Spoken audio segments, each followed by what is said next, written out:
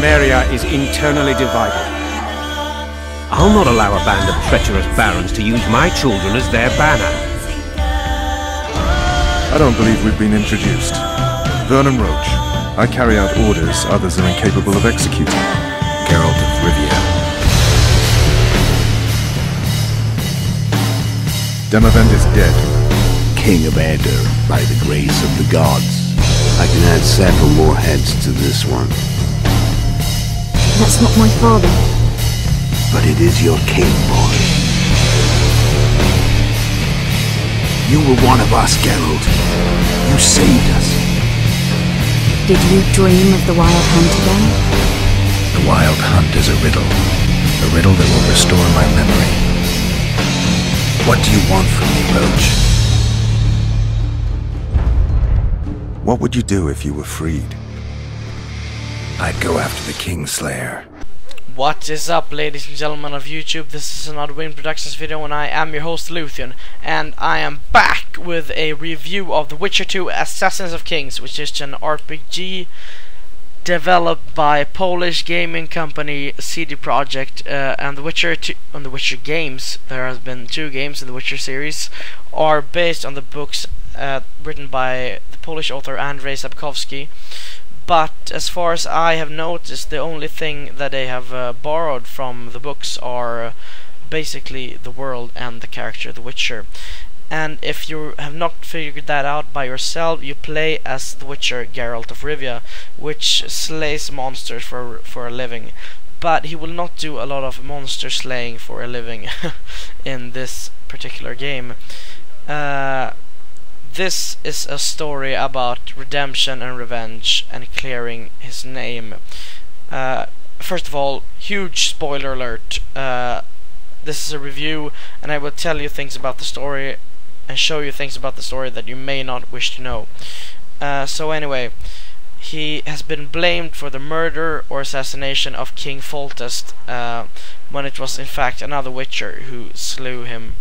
But of course Geralt has to clear his name, and he's now on a quest to do so. He has some allies with him, but that is where you, the player, come in, because you can choose your allies, and depending on the path you take and the choices you make, your allies will vary from playthrough to playthrough. So this is my second playthrough, and I'm trying some different decisions this time, and it's already been quite different. So one of the biggest changes from The Witcher 1 to The Witcher 2 is the combat. As you see here, when I'm fighting all these monsters, it goes pretty good and simple. I'm playing this on the easy difficulty, but the animations look good, and the lightning effects of the fire look gorgeous and absolutely beautiful. And yeah, so that's very good. You don't have to struggle with the combat. If you're just focused on the story, you can just get through the story without being stuck at different boss fights or stuff like that. But if you want, you can put the difficulty up very high and actually play this as more of a game than a story-driven RPG. And there's of course nothing wrong with that. I mean, you play the game as you want to play it. That is entirely your choice. And the first thing that you will notice about The Witcher 2 Assassins of Kings is the graphics. I mean, this is some of the best graphics I've ever seen in game, except for Crysis 2. And I mean, these graphics are at least the best graphics I've seen in a RPG for a very long time. I think this is the best looking RPG ever made in the history of time. And this is the second game by CD Projekt. The Witcher was their first. That is incredibly impressive, I must say. Yeah. So what's there else to say? The voice acting is great, such as everything else with the game. I mean, this game is well, it's at least a 9.5 on a scale from 1 to 10. I can't really think of things that are bad about this game. It's hard, because there are so many. Even if there were like little bugs here and there, sometimes it's nothing that destroys the experience. I mean, the tone and the setting and the voice acting and the story and everything just covers up any possible flaws that it may have. And the only flaw that I can think of that's not really a flaw, it's just a requirement, is you're gonna need a pretty powerful game rig to pull this bad boy off at the maxed out settings. It requires a lot.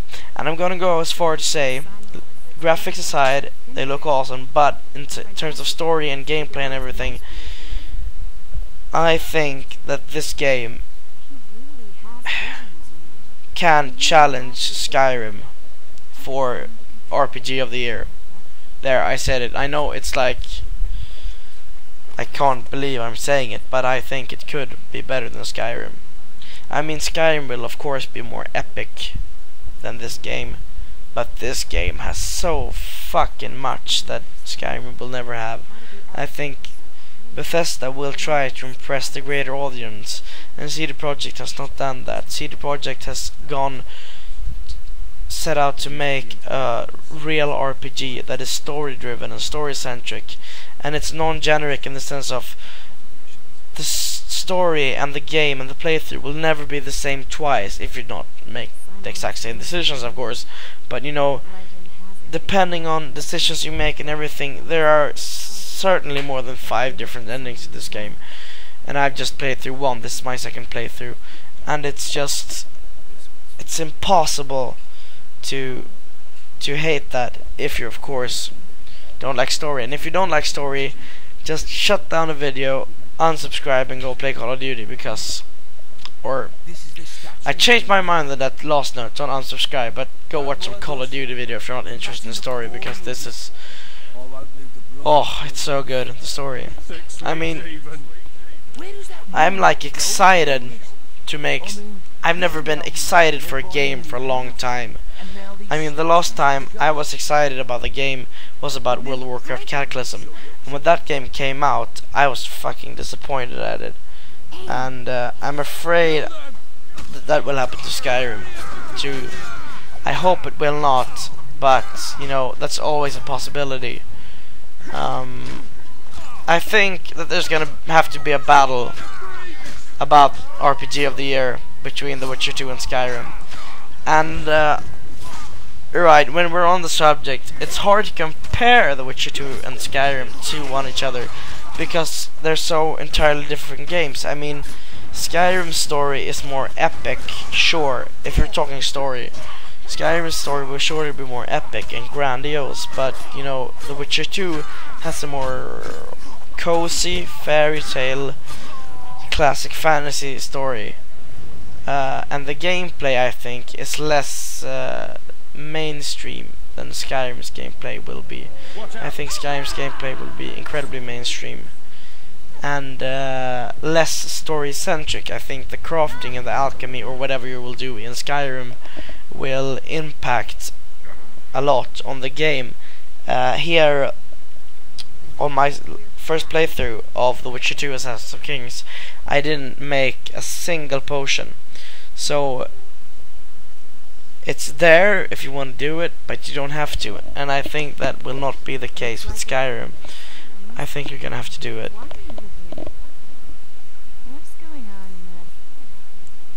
So here, let's see. I choose not to have sex with her. There are kids watching the show, and we will not want to expose them to any sexual things. No, nothing. Wait, though. Awkward.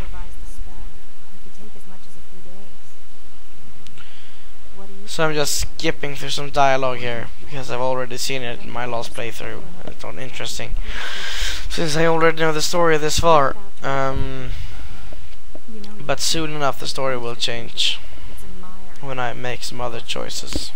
I could even live it. Let me finish.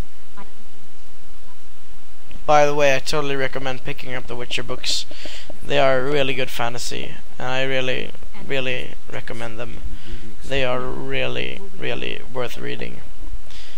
He does just like CD Projekt. He sets up this world which is living and breathing, and you can lose yourself in it, and you can, I think one thing that the books and the game really succeed with is you care about Geralt, and you care about the people around him.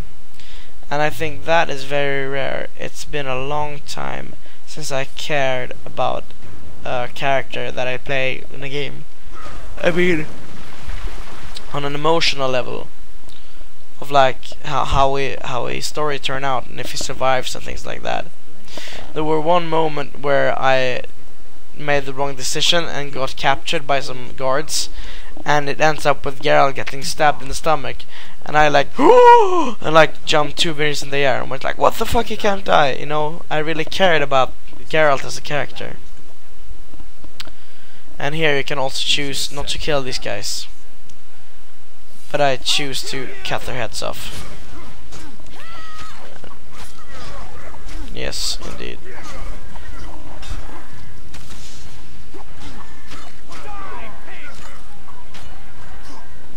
The combat is actually really fun and free-flowing.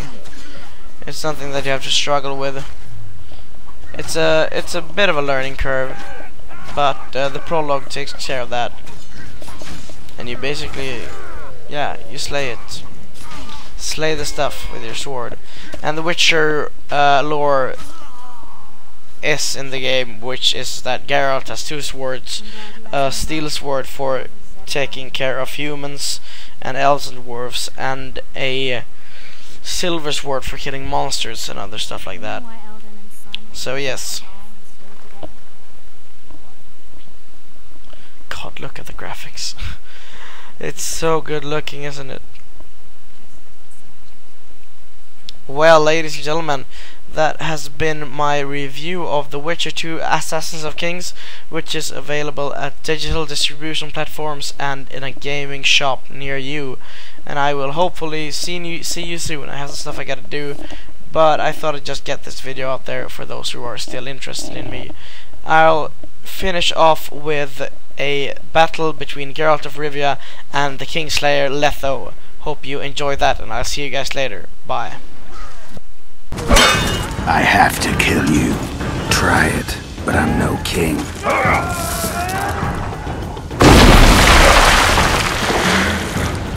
Such a pity we're on opposite sides.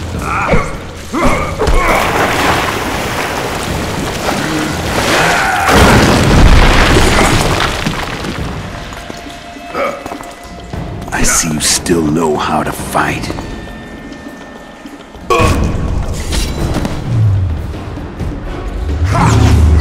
Why do you hound me? They think I killed Foltext. It's your own fault for playing soldier boy.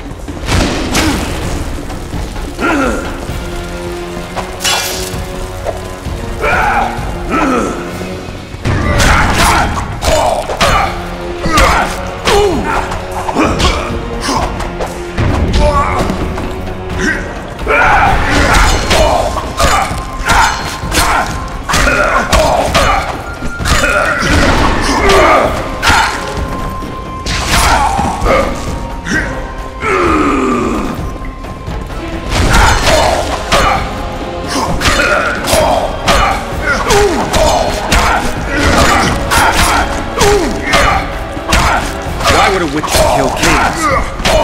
I'm a Witcher no more. So you're a hired bug now. Congratulations.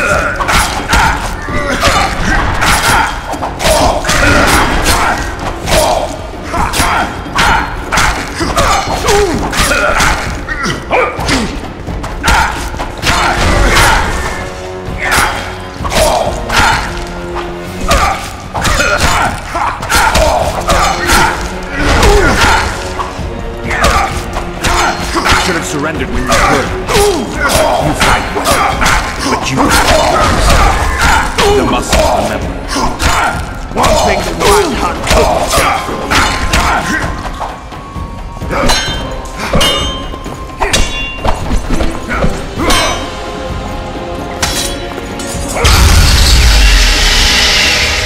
A Witcher and a few elves are enough to kill a king?